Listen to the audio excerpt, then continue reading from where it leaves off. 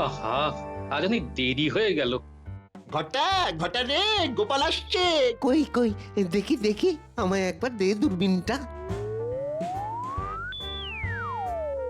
ওই যে ও এদিকে আসছে, এই তোরা লুকিয়ে পড় লুকিয়ে পড়, আমিও জিনিসটা ওর টাকে ফেলি।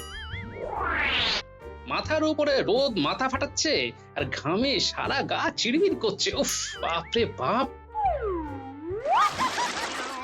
আরে, এটা কি হলো? ওপর থেকে কে ফেললো? ওরে বাবা রে, এ কি জ্বলছে রে? চোখ খুলতে পারছি না তো। ওরে বাবা রে।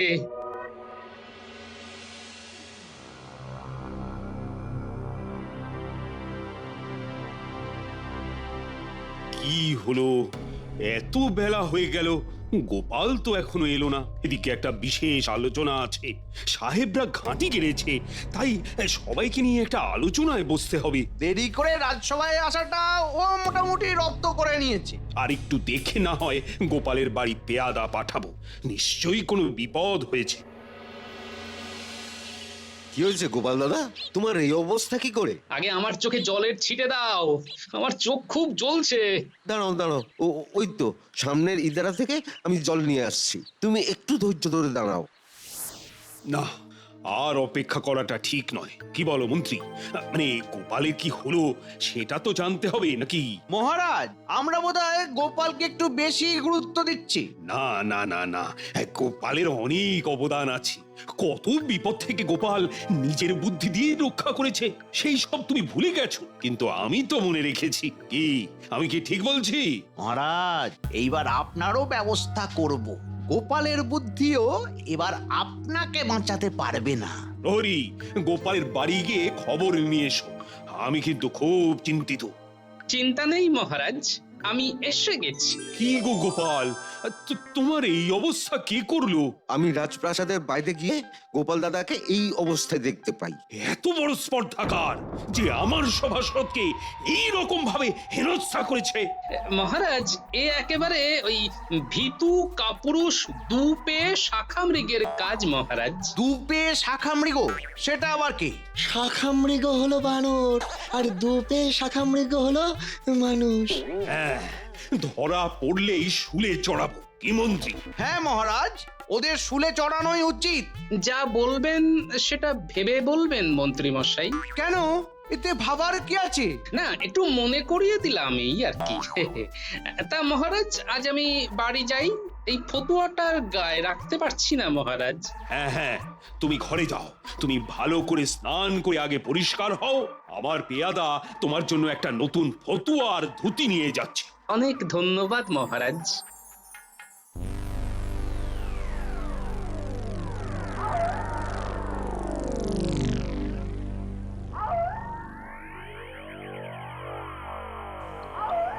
এবার কিছুদিন বন্ধ রাখবি বটা ঘটা, আমি পরিস্থিতি বুঝে আবার করতে বলবো। কিরকম হয়েছে আজকের কাজটা? আজ তো গোপালের পাগল পাগল অবস্থা। ওর অবস্থা দেখে আমাদের খুব হাসি পেয়েছে। এখন দিন কয়েক একদম চুপ, এবার সলতে পাকানোর কাজটা করতে হবে। চল আমরা এখন সাহেবদের সাথে দেখা করে আসি, চল। সারা রাজ্যে মহারাজের প্রতি অনাস্থা বাড়াতে হবে। তাহলে আমাদের এখন কি কাজ? তোরা এখন হাটে বাজারে যেখানে যাবি মহারাজের নামে বদনাম করবি। ছদ্মবেশে তোদের যেন কেউ বটার ঘটা বলে চিনতে না পারে। এটা কি কখনো ঘটেছে? আর কখনো ঘটবেও না। চলো আমরা সাহেবের কাছ থেকে ঘুরে আসি। ঠিক বলেছো, আমরা সাহেবদের ওখান থেকে ঘুরে আসি।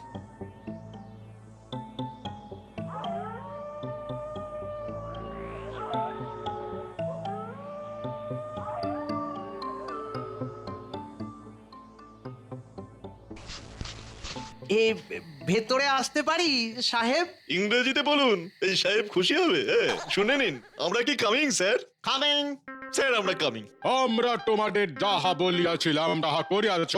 আমরা শুরু করে দিয়েছি স্যার, আমাদের কাজ একেবারে fine. These native peoples are bigger. আমাদের ইংরেজিতে প্রশংসা করছে। ঠিক বলেছেন, আমরা বেগার। তোমরা স্বীকার করিলে যে তোমরা বেগার।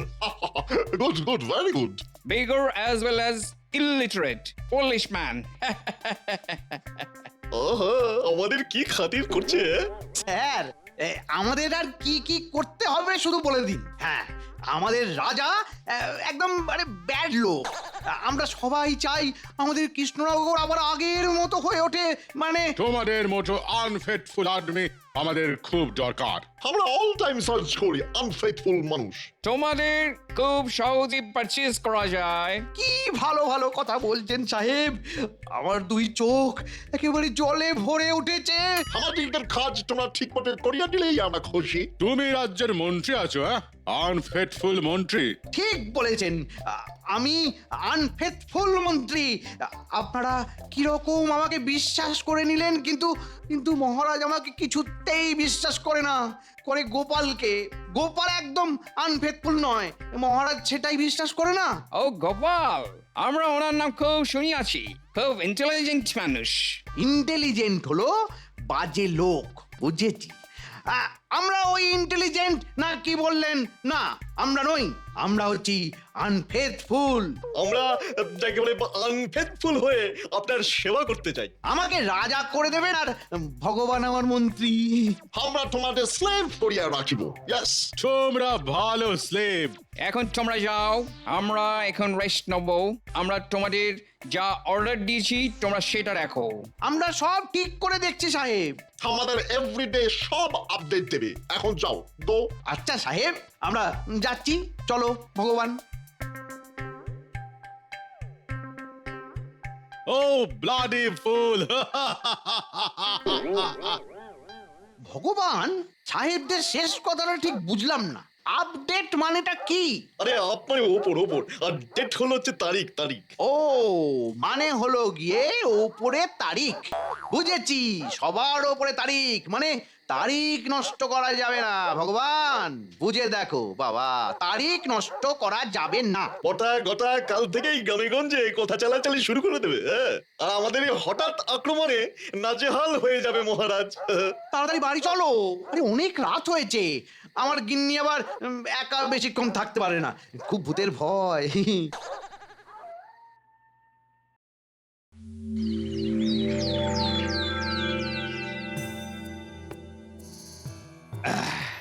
আজ সবাই এসেছে, কিন্তু কারো গায়ে এক ফোঁটা পাঁকও লাগেনি। তার মানে গোপাল, এটা তোমার পেছনে লাগা। বিষয়টাকে লঘু করে দেখা উচিত হবে না মহারাজ। হ্যাঁ, এটাও হতে পারে যে ওই বাঁদরগুলো আজ কারো গায়ে কাদা দেয়নি, তার কারণ আজ কড়া পাহারা আছে।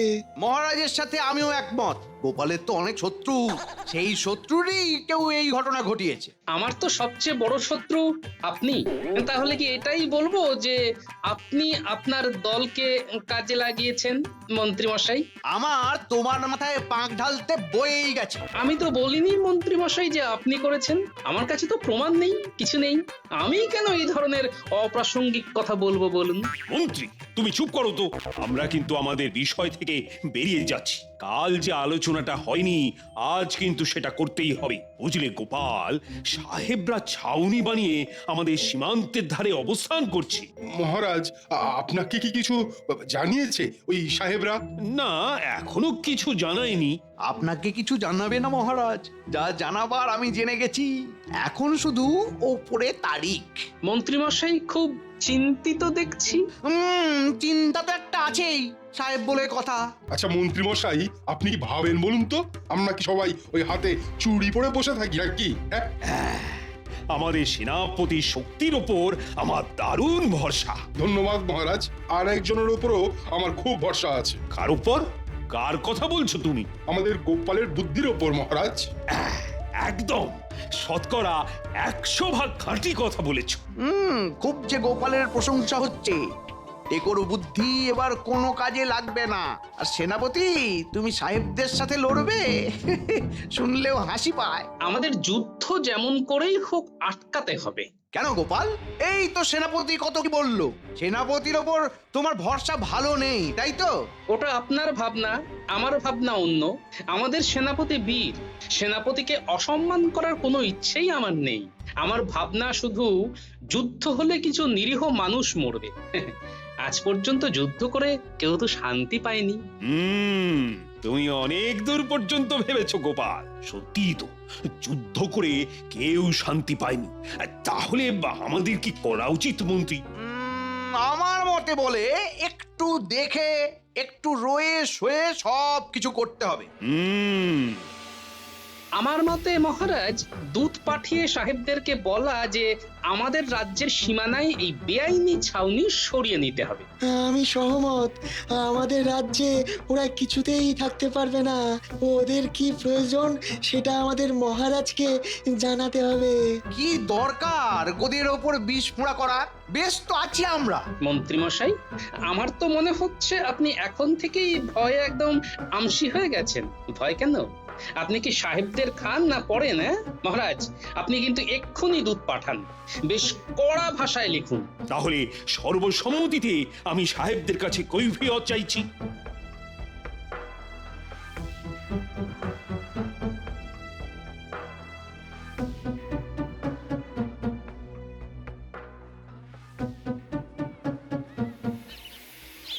আমাকে কেউ চিনতে পারছে না রে ঘটা।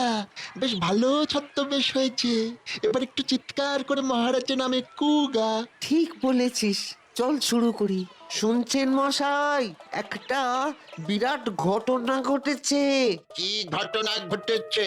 প্রজারা সব খেপে গেছে। কৃষ্ণনগরের মহারাজকে সামনে না পেয়ে তাদের সভাসদদের পাঁক ছুঁড়ে মারছে। সে কি? এ খবরটা তো পাইনি। কাকে মেরেছে? আগে মেরেছে ওই মহারাজের প্রিয় গোপালকে। গোপাল ভাঁড়কে পাক মেরেছে? সে কি? এই তোমরা কি সব বলছো?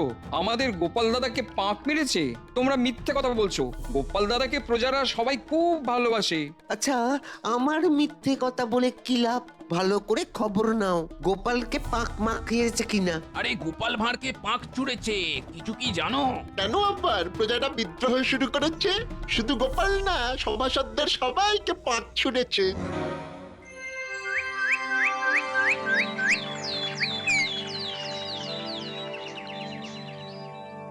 কি খবর গুপ্তচর? জাহাপনা, আমার কাছে খবর আছে। কৃষ্ণনগরে মহারাজের উপর প্রজা অসন্তোষ বাড়ছে। প্রজারা মহারাজকে আর সহ্য করতে পারছে না। বলো কি গুপ্তচর? এটা সাহেবদের চাল নয় তো?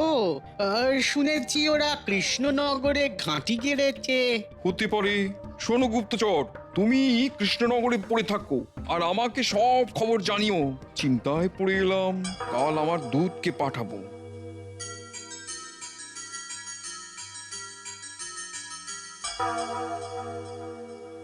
গোপাল, এটাকে আর সহজ করে দেখার কোনো উপায় রইল না।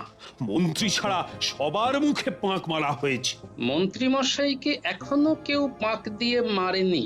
একটা বিষয় দেখেছেন মহারাজ? কি বিষয় গোপাল? দেখুন মহারাজ, আমাদের সবার গায়ে পাক লাগলো, কিন্তু মন্ত্রী মশাই ঠিক ফুলবাবুটি সেজে রইলেন। তবে কি মন্ত্রী মশাই পাকাল মাছ মহারাজ? কি বলতে চাইছো গোপাল? মন্ত্রী মশাই পাঁকাল মাছ বলেছে। দেখো গোপাল, সবাই গায়ে পাঁখ মাখলো, মন্ত্রীর চওড়া কপাল। গোপালের কাজ শুধু হিংসে করা। গোপাল, তোমার হিংসা আর এটাই আমার জয়। থামো, কাজের কথায় আসি। আমার মনে হচ্ছে এই সব কাণ্ড কারখানা ঘটাচ্ছে ওই সাহেবরা। দেখো, আমার পত্রের কোনো জবাব দেয়নি। তাহলে এখন কি করা উচিত? গোপাল, তোমার কি মত? আমার মত তো আজ রাতে সাহেবের ডেরায় হানা দেবার, কিন্তু এখন বলবো না। এই পুরো বিষয় নিয়ে অনেক গোলমাল আছে। আমাকে একটু ভাবতে সময় দিন মহারাজ। সমস্যায় পড়েছে গোপাল, আর বেশি দিন ফেলে রাখলে চলবে না। আজ রাতেই কিছু একটা করতে হবে। হ্যাঁ,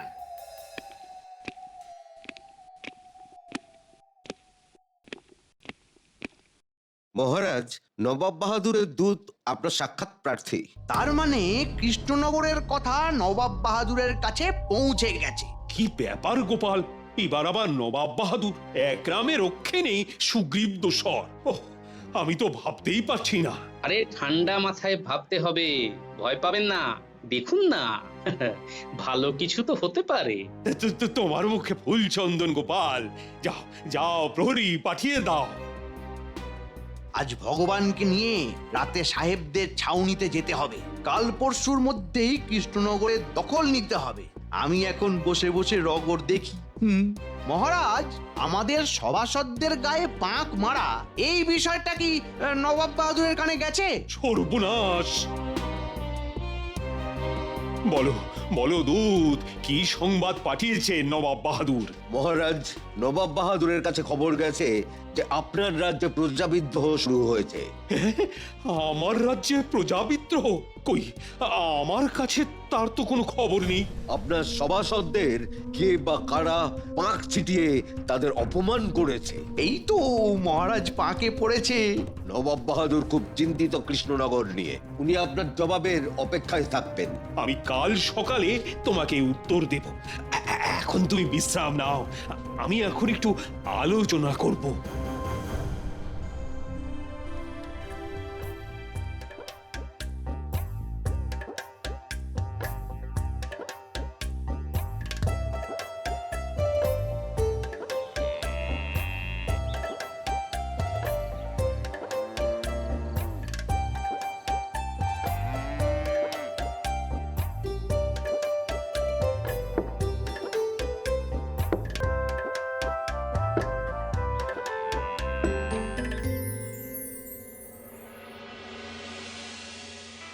বিজ্ঞানী, আমি নিশ্চিত এই কাজ মন্ত্রী মশাইয়ের।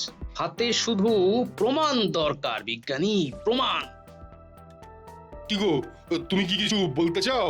গোপাল দাদা, সেদিন বাজারে দুটো লোক মহারাজ আর তোমাদের নামে খুব বাজে বাজে কথা বলতে বলতে যাচ্ছিল। তুমি আবার দেখলে চিনতে পারবে। লোক দুটো ভিন দেশের, সাজ পোশাকগুলো ঠিক আমাদের মতো নয়। ওরা বলছিল গোপাল দাদার গায়ে নাকি কে বা কারা পাক ফেলেছিল। বিষয়টা অনেক দূর পর্যন্ত গড়িয়েছে। গোপাল, কিছু একটা করতেই হবে। গোপাল, তোমার বুদ্ধি ও আমার সেনাদের শক্তি এই বিপদ থেকে আমাদের উদ্ধার করবেই। জয় আমাদের হবেই। পুটির বাবা, তুমি বাড়ি যাও, গিয়ে আমার বানর সেনাকে আমার বাড়িতে আসতে বলো। আমি একটা কাজ সেরে ওদের সাথে কথা বলবো, কেমন? কোথায় চললে গোপাল? মহারাজের কাছে। আচ্ছা, আমরা এখন কি করব? তোমরা সবাই আমার বাড়িতে অপেক্ষা করো, আমি মহারাজের সাথে কয়েকটা কথা বলেই দেখা করব। ঠিক আছে।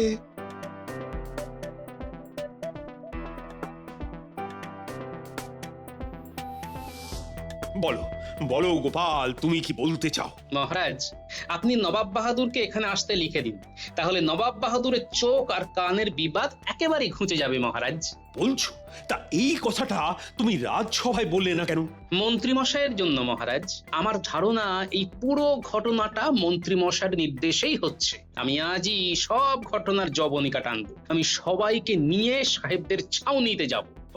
তা কি করতে চাও তুমি? সেটা আমি ভেবে রেখেছি মহারাজ। আমি এখন চললাম।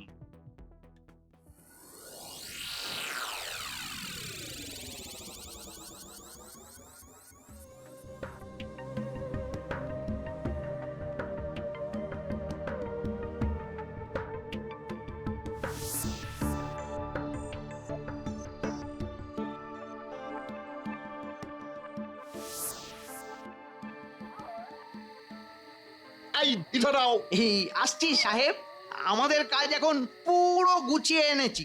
আমরা আর ওয়েট করতে পারছি না, আমরা কালই অ্যাটাক করব। মন্ত্রী মশাই, আপনি বলুন যে কাল কিভাবে মহারাজ আর গোপাল সহ সব সভাসদদেরকে গ্রেপ্তার করবেন? হ্যাঁ, কাল আমাদের সবাইকে গ্রেপ্তার করবে কি সেনাপতি? কে কাকে গ্রেপ্তার করে?